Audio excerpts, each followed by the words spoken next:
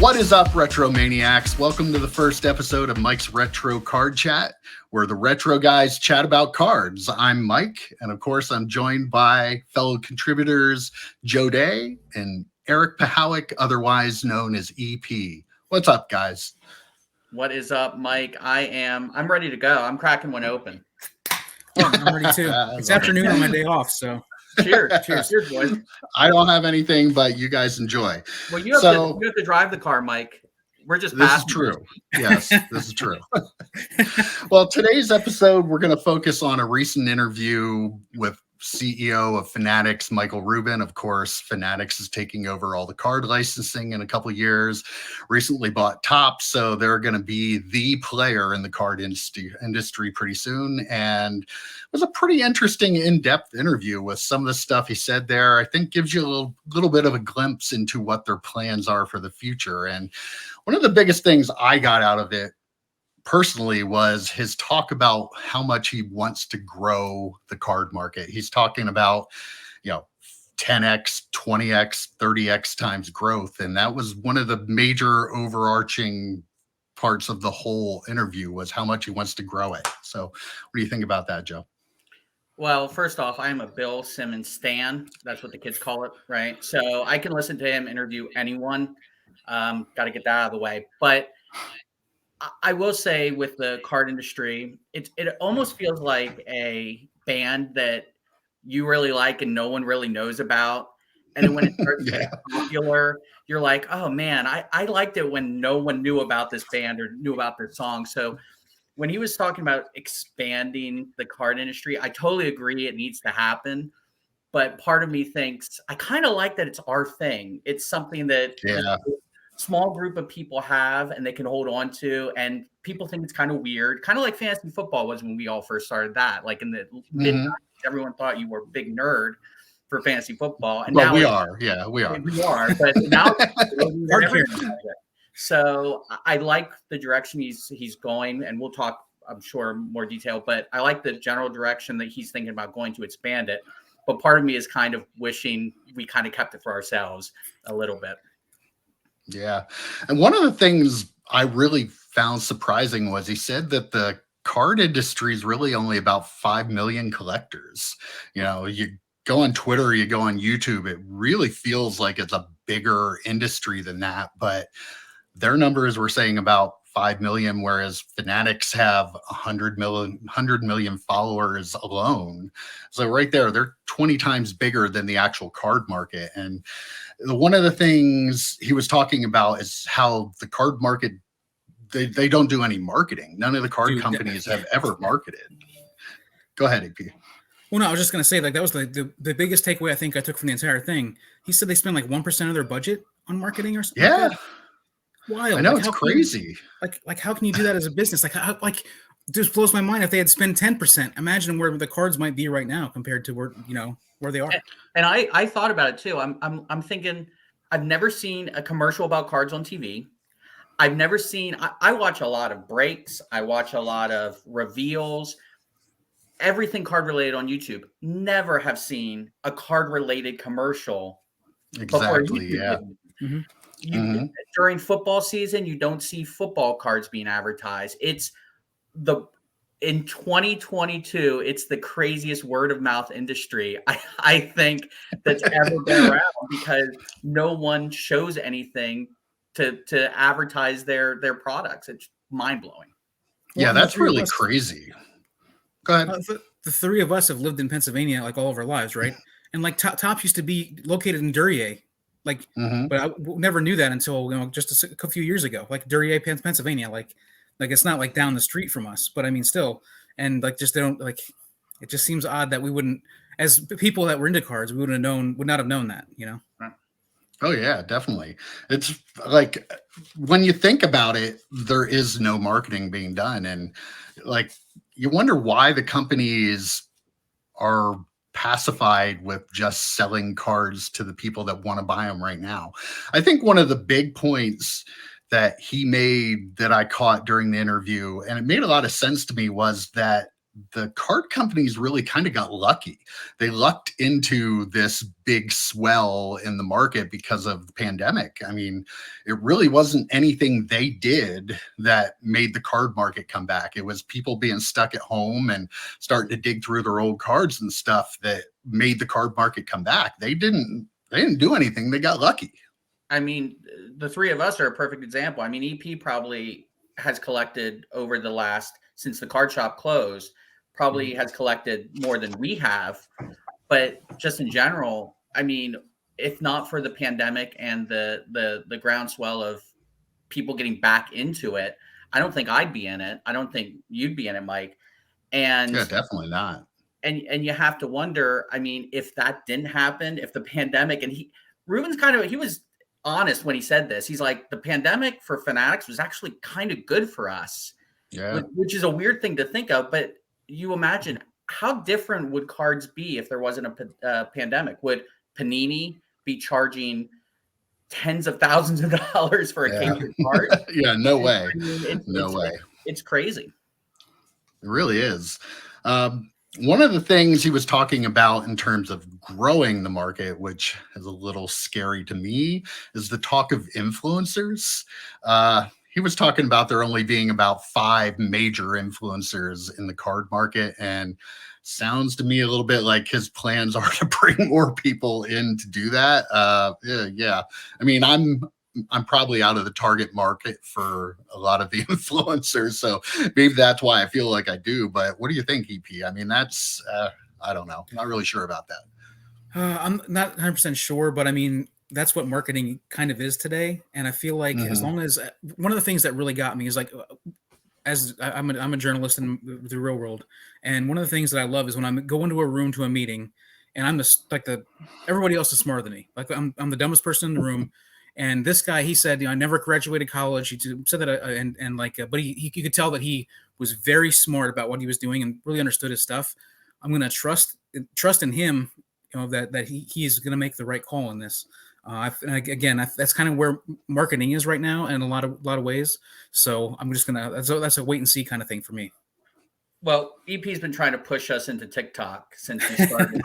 Yeah. So he would be the expert. I will say it depends on what kind of influencers you're talking about, right? So are we talking about TikTok, Instagram, those type of influencers? That's one thing. I think there are influencers like, for better or worse, Drake, right? He bought tens of thousands, $100,000 worth of flawless basketball. I think it was a couple $100,000. Was it a couple $100,000? Yeah. I mean, so he would be considered a big name influencer. Someone like AJ Dillon, which sounds silly, he's actually a card collector. I want someone. There was a pitcher for the Royals, I think it was, who has a YouTube channel about card collecting. So Phil Hughes, a former Yankee, does it. Like, there's a lot. Yeah, those type of influencers I don't have a problem with. But you're right, Mike. You and I, and probably EP to a certain extent, even though he's the TikTok guy, we're not the target audience for influencers. It's for the younger generation of card collectors coming up. But if we found out Peyton Manning collected cards, that'd be awesome. That would be really cool. Yeah. But I want real ones, not fake ones. Like, we're going to pay you money to be an influencer. Yeah. I want someone who actually cares about collecting cards.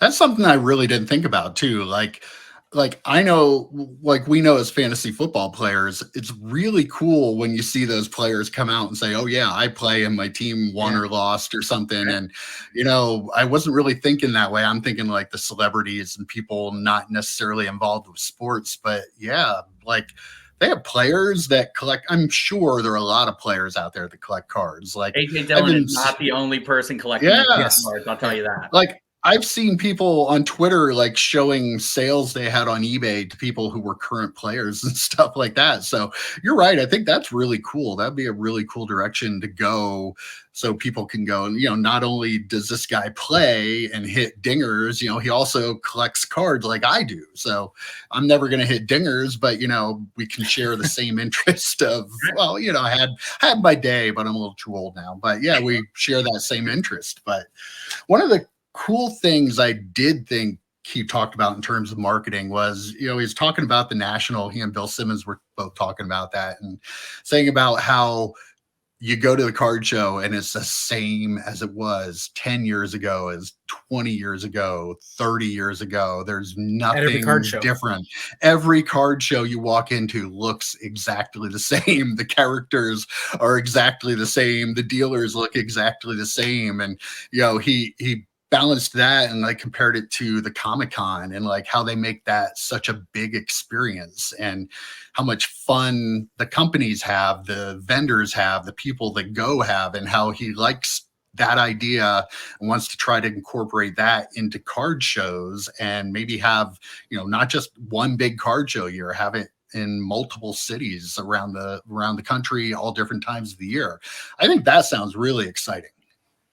Love it. I love it. So the one thing I will say about, he did mention, Comic-Con is huge and it's this big event. And I agree, the National should be bigger. And I think if you're bringing in younger collectors, they're going to want something kind of like Comic-Con. The one distinction I think should be made though is Comic-Con is once a year. It's in San Diego. The big one's in San Diego, just like the National, they kind of go between a few cities, but the big one's in San Diego, but there are smaller ones that are a little bit bigger than card shows. But apparently, and I'm not a card show guy, we're going to our first National this year, but apparently like Culture Collision happened in Atlanta and that was a big deal.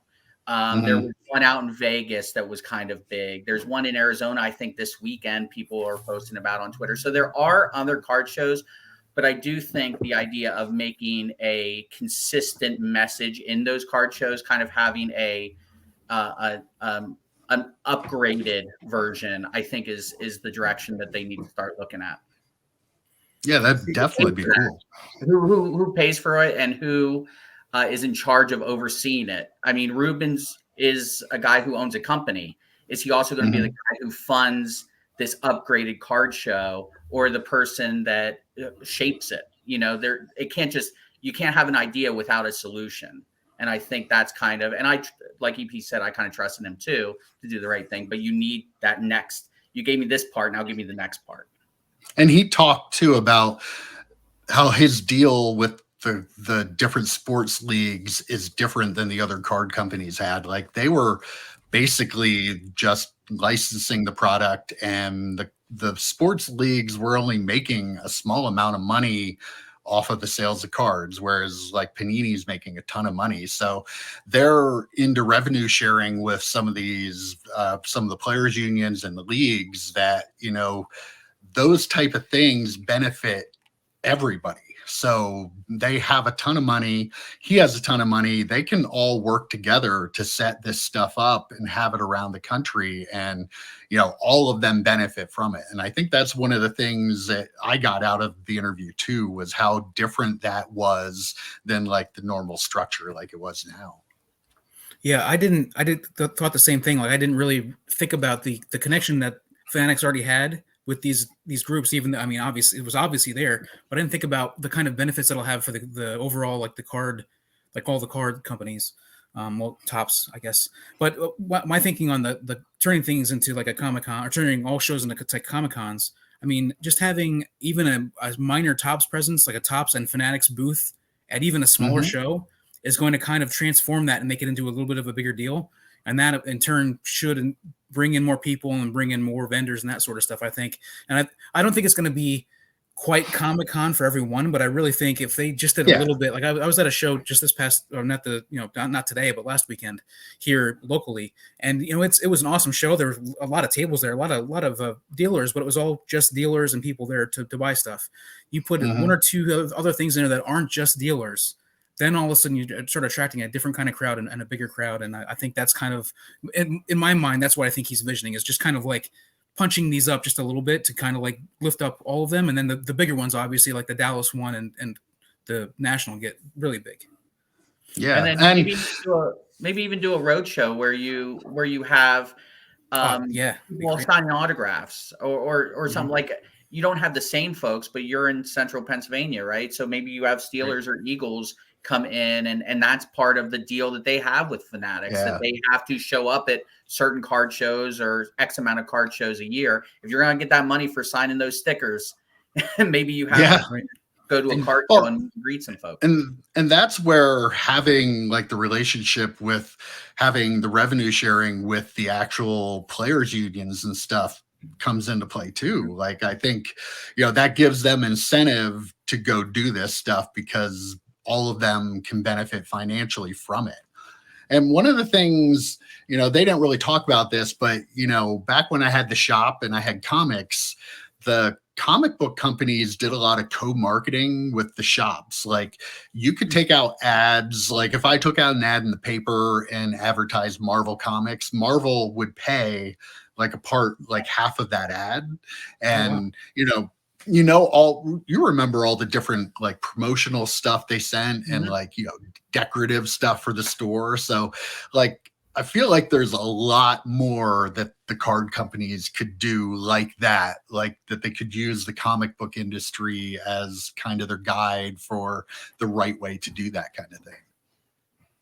Yeah. I think he's one of those guys he just seems to soak up all this. He seems interested in hearing what people think. And, we could do a whole video on the problem I have with Panini and how they handle things. But we don't have enough time for that. Right. He seems like someone sticker autographs in $2,000 boxes of cards. Ridiculous. I digress. But he also brought up the point too about how like you don't really stop to realize that you don't know if the player's signing that. Right. Like, they're sending them stickers to sign. They don't have people there authenticating them. They're saying, yeah, they're real because the player said they're real. But like, I don't remember exactly what he said, but he alluded to the fact that, the way autographs are done really isn't the best way to do it. And Melo Ball had a teammate sign his, I guarantee you. Yeah. I mean, what's his name signing his cards? How do you know? You're asking somebody to sign 2,000 little stickers. They're not going to be 2,000. too busy. Maybe I think it's or 10,000. Yeah, exactly. Yeah. So those stickers for years. Yeah. I think they get an initial 10,000 stickers signed, and then you'll see a 5th-year LaMelo Ball auto. Guess what? He signed that his rookie year. Yeah. So, and the other part of that that's really kind of annoying is that. So you have these sticker autographs in these super high-end products. This is not a pandemic thing. People try and say, oh, it's because of the pandemic. There are Josh Allen sticker autos in Prism from 2018. So it's not a pandemic thing. They've been doing this for years. And if Rubin is as smart as I think we're giving him credit for, he needs to look at some of the products and how Panini's doing things. And, to a certain extent, some of the other, tops currently, and really try and listen to the collectors and really try and figure out how to fix some of the bigger issues that they have. Yeah, absolutely. And, it was interesting listening to some of his different business plans and stuff. I know I went to the local card shop last week and I was talking to the guy that owns it there, John, the owner of the shop. And he was saying to me that his distributor was telling him that he thought that Topps was going to be selling direct to the hobby shops and the card shop owners now. Said that they really seem like they're trying to cut out the distributors. And then during this interview, like Michael Rubin pretty much confirmed the same thing. Like, he didn't like all the steps along the way, all the different middlemen. Like, you had to go, they're making the cards, they're sending them to a distributor, they send them to a card shop who sells them to a reseller who sells them to somebody on eBay. And he really wants to cut a lot of that out of there. So it sounds to me like their business plan is going to be a lot of direct to consumer and direct to hobby shops. That sounds like, it sounds good and sounds like it should lead to better prices for the end user, right? Oh yeah. But I wonder if that's going to be the case. Thinking about where the prices are right now for a box of cards is even if you get stuff direct off of some of the card company websites, they're still astronomical. So how much is that going to benefit us, do you think? But Panini is way worse than Topps with that. Like, Panini's products are $1,000 and $10,000 and $3,000. You know, Topps isn't really putting out much like that. Yeah, they have like, you know, I'm a big wrestling card fan. They had the Transcendent, and that wasn't for me. I would have loved to have been able to spend, what was it, like $30K on a that was box like of that. That was a breaker yeah, product more than a. yeah, it is. But like Topps for the most part isn't anywhere near as bad as Panini, I don't think. And I will say, I think the last part of that chain, right? The producers, distributors, the last part of that chain is still going to happen. There's still going to be people buying stuff directly from Fanatics, directly from Topps, and they're going to eBay it. That part is not going to die, because unless Fanatics is just churning out products like they would jerseys and hats, there needs to be a finite amount of product available. Anytime there's a finite amount of product, that means that someone towards the end of the process is going to buy it up and put it on eBay. So, I mean, I don't think he can get rid of that part. He can get rid of the distributors, though. MJ Holdings or whatever that sells to Walmart. Yeah. So he can get rid of that part of the problem, but I don't think he's going to be able to handle, unless they're going to churn out cards like 89 Upper Deck Ken Griffey Jr. rookies, which they can't be doing, because the whole point of this product is that it needs to be a finite resource so they gain value. But that end user part is still I think people are still going to have more expensive cards because they have to go through a third party selling on eBay. Hopefully the starting price isn't so bad like Topps versus Panini, you know? Yeah, definitely. And that, you know, that kind of ties into the other thing I wanted to talk about. He talked about wanting to become a one-stop shop for the collector, for the sports fan, basically, not just a card collector, but, you know, he wants you to be able to watch a game and buy a jersey and buy a card. But, you know, you were the one, Joe, that kind of brought this up to me. Some of the little tidbits in there. He talked about, you know, wanting to be a place that you can buy your cards from, a place where you can store your cards in a vault, a place where you can send your cards to a break room to have you buy a box of cards and they open them for you and store them for you or send them to you. And the big one that stood out too was get them graded. And he also talked about having a marketplace. So like he's really, whether or not he's able to do all this stuff, like he seems to have very grandiose plans, but you know, it sounds like he's trying to make a system where, Joe, you can buy a card, you can have somebody open it for you, you can see what you get out of it, you can get it graded, you can put it in your vault, and then you can sell it right there and never even have to touch the card if you don't want to. So that's one of the things that actually I said, you know, when we were texting about this before, that's one of the things that actually makes me nervous, right? So I'm cool that, like, in theory, awesome, right? You don't even have to, which, by the way, I should turn my camera around and show you the display of cards I have, because I think they're little pieces of art, right? I can't imagine buying a box of cards, having someone else break it, then having them send it to someone to grade, and then having them put it in a vault so I can send. That's an investor thing. That's not a collector thing. That's an investor thing.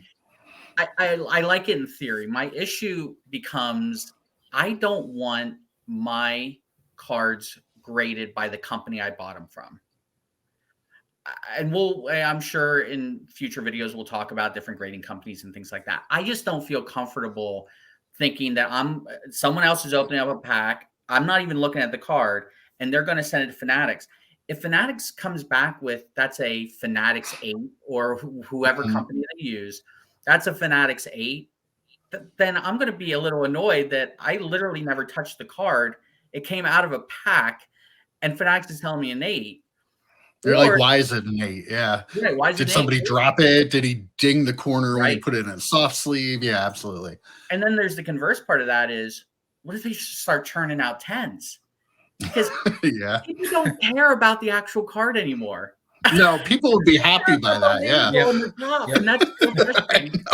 They do, like, oh yeah, just got pulled from a pack. It's a 10. and they just slap a 10 on there. I'm like, I don't, as a collector who looks at a card and can see an 8 that looks better than a 9, and I'm going to buy that 8. I don't want just a 10 with a 10 label. I want a 10 but with a 10. Isn't there already a company that does that? That's another video. That's like me with like, man. That's a whole other thing. So EP, what do you think? You're going to buy a box of cards and have somebody else open it for you? I have never bought into a break, and I don't think I ever will. I love, if I'm gonna get a box of cards, I want to open it myself. I want to get it graded myself. I think I agree with Joe where I like the concept of it, and I think it's something that some people are going to want to do and like take advantage of. It's not Absolutely, for me, yeah. but I mean, like I also think the grading part of it needs to be optional. Like you can't just say, oh, everything we have, everything over this amount of money, we're going to grade for you. Like it's got to make sure like don't do that for my cards. And I wouldn't mind them. Well, I was going to say I wouldn't mind them authenticating things, but if they're coming straight from the company, they better right. be They better be authentic. Yeah. And like how much on top, like what EP was alluding to, how much on top is that grading going to be? Am I saving money? Because I'm a big fan of saving money. I'm one of the cheapest people here. I'm a big fan of that.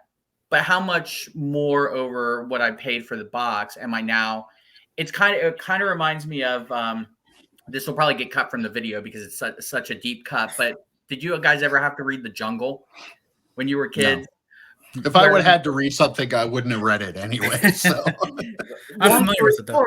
It was it was set in Chicago. It was a meat packing company, and everyone who lived there pretty much, or everyone that worked there pretty much lived on the premises. They had to buy from their store. They had to get food from the company store. They had to get clothes from the company and things like that. I'm kind of worried that that's kind of what we're turning into, right? So this is the jungle for Fanatics where, okay, you buy a box of cards from Fanatics. They open it for you. They grade it for you. They store it for you. They do all these things, and you're putting just money. And you don't have any autonomy to decide what you want to do with cards because it's this constant chain that they're running. I don't know. Yeah. And I that's a legit concern, I think. Go ahead. I think that Bill Simmons also was kind of cautioning him. He was talking about how ESPN, when he was at ESPN and they were getting big and they were like just thinking about how they can expand. And that was one of the talks. Like he was like, whoa. Like you could tell he was a little concerned about what he was talking about it being just going too big. Oh, yeah. And the bottom line is for people like us, the collectors, like we just want them to be really good at making tops, like to make sure the Topps cards are really good. Give us game worn jerseys. Like that's all this other stuff is great, but just give us what we want. Give us these things, right? I'm nervous about so EP opened up a good point. I'm very nervous. Fanatics has a lot of jerseys. I'm very nervous about how Fanatics is going to handle jerseys. Is Justin Herbert going to walk into one of their stores and just hold his hands out and touch all these jerseys and all of a sudden they're player worn?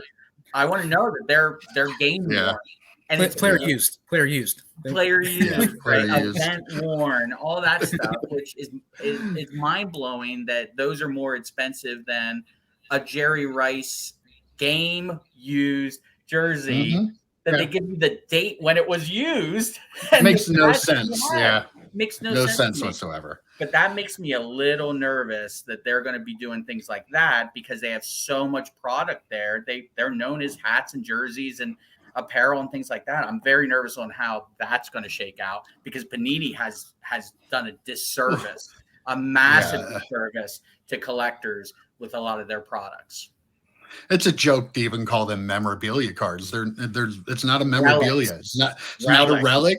It's not a relic. Like nobody had anything to do with that. You're cutting up a piece of jersey that nobody ever touched, nobody ever wore. It's just a piece of jersey card. I get it for rookies. I get it for rookies. If you're going to put a product out before the season. But if you're putting Prism out 6 months after the season took place and you can get game used materials, absolutely ridiculous. And I know that sounds like a rant on Panini. It's more of a warning to Fanatics. You need to do it this way. You need to have player used in games or in the rookie, what do they call them? The rookie premiere photo shoots and things Rookie like that. photo shoots, yeah. That's fine if that product's coming out in August. But if that product's coming out the following March, they better be game used materials. Yeah, definitely. And I mean, don't you think it kind of has to go back to that? I feel like if he's worried about the authenticity of autographs and, you know, he said he heard from a lot of people that they want the cards to remain scarce and have value, that you got to think that somewhere along the, you got to, yeah. So you have to think somewhere along the line, he probably heard, let's get back to game use stuff. Like I'm not a big fan of all the game use stuff because I think some of the older stuff really should remain intact. But, you know, the guys are wearing how many jerseys a game now. So I don't think it's a big deal with the newer stuff. And they should easily be able to do that. So I'm actually kind of upset that Fanatics is not in charge right now, because for the 2022 draft class, I'm a big Kenny Pickett guy.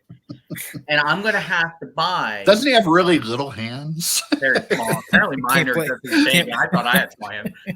Did you guys see? Wait, did you see the picture though of him holding the football and like the coaches all looking around like, oh, like it was ridiculous. My favorite part of that whole thing is they're like, I don't know how he's going to play in tough weather. I know. That's crazy. I saw snow today in Pittsburgh. He can play in tough weather. Yeah. I digress. But like, I'm a big Kenny Jamar Chase can't catch, in case you were wondering. Yeah. I'm gonna buy Panini stuff, and it pains me to say I'm gonna buy Panini stuff when Kenny Pickett comes out, because the cards look cool. Some of them do. But I know that jersey that you're gonna show me rock the Panther is not real. I know Kenny Pickett has no idea that jersey exists. So it kind of bums me out that I'm going to be spending probably good money on a top top 3 quarterback or so, however it shakes out. And I'm going to have to spend money on cards that I know are authentic.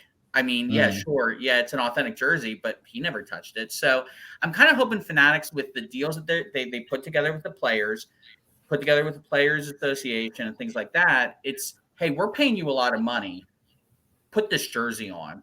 Or we're paying you a lot of money, give me your jersey from preseason game 3. Who cares if you wore it, you know? Right. Yep. So that's kind of where I land on that. You can't have this fake stuff anymore. You can't have sticker autos. Yeah, I agree. Okay, well, I think that about wraps it up. Pretty good chat for our first little... The one thing I do want to add to this is we were talking about marketing, and I kind of wish I mentioned it earlier, but another YouTube content creator brought this up, and I think it's actually a really good point. I wish I remember who it was, but they did mention that how cool would it be when Sunday Night Football comes on and it's the players saying their names for their positions, cards. It shows their cards. I think they talked about that in that podcast. In the podcast, did they talk about it? Okay, so they did. Yeah, Simmons. So yeah, that's the type of marketing I think would be awesome. Oh yeah, and you don't even need to pay for the commercial, because the NFL now has a vested financial interest in showing things like that. I think it would be really cool. So that would be cool from a marketing perspective. It wouldn't even cost them anything, and they could really, really show off. Imagine seeing Tom Brady's Bowman Chrome, since they'll own Topps, right? Showing his Bowman Chrome rookie card when he says Tom Brady from Michigan. You know, I think that would be awesome. And he's playing at 55 years old. He'll be 55? Yeah. 70. He's the only player who's older than me still in the NFL, so I need him to stay on as long as possible. Yeah, well, maybe Michael Rubin will see this and he'll offer you a position and the director of marketing. I don't know. Right. Stranger things have happened. Okay, guys, good chat.